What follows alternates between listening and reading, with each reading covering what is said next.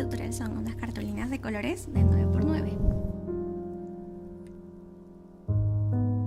También un Cutimac, algún bisturí y un punzón. Y lo que he hecho aquí es pasar los moldes que están en la cajita de descripción, que lo pueden descargar, y pasarlos en unas cartulinas.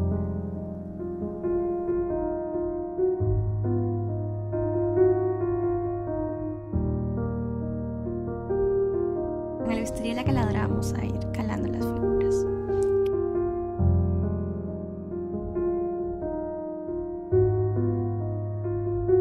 Vamos a tomar un trocito de foam y cortarlos, que son más o menos de medio centímetro.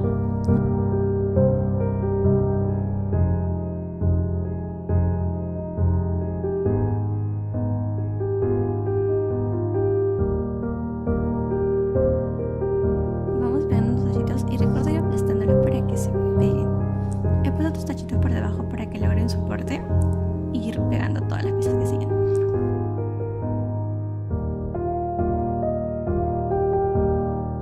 En esa última pieza lo que hice fue calarles algunas líneas para que se pueda ver la cartulina que está abajo.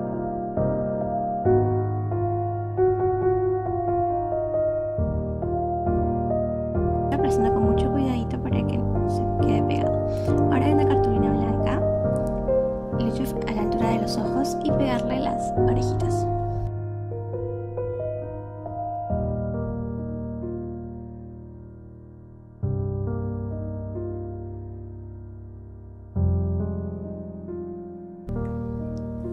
Una vez que ya está, con un tachito volvemos a pegar en el medio y le pegamos los ojitos.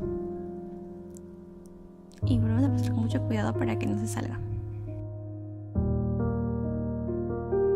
Luego volvemos a pegar otros tachitos para colocar la base. Hemos puesto un tachito para que quede a la misma altura o al nivel que ha quedado los ojos.